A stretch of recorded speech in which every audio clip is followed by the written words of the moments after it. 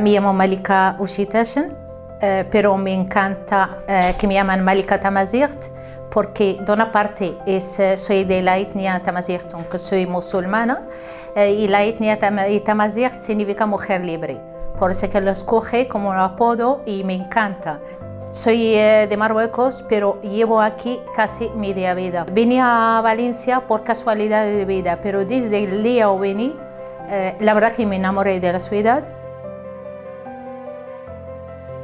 Yo desde niña, uno de mis sueños es ser maestra o profesora, porque me encanta lo del contacto con los demás, me encanta lo de dar y de recibir, porque siempre se recibe de igual que de un niño, se aprende todo, de cada cual o cada uno puede aportar a nuestra vida algo. Mi mundo ideal será donde podemos encajar todas y todos, donde nadie no se señala por ser, entre comillas, el diferente, porque lo que es el común para mí o lo que es normal puede ser para ti, no lo es. Pero si vemos que al fin y al cabo podemos estar todos, da igual la diferencia étnica, da igual la diferencia lingüística, la diferencia de culturas y la religiosa o no religiosa, porque podemos convivir y podemos estar en ese mundo viviendo en paz.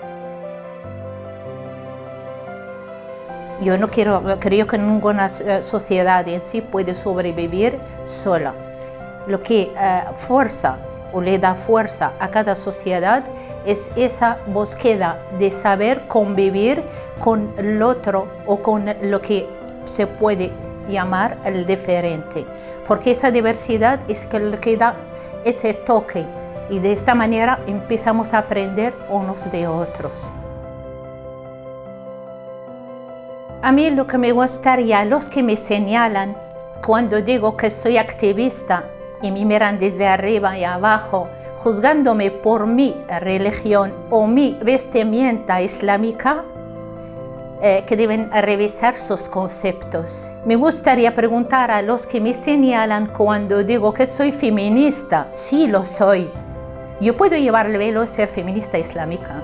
Yo puedo llevar el velo y ser una mujer culta. Yo puedo llevar el velo y soy una mujer abierta y libre.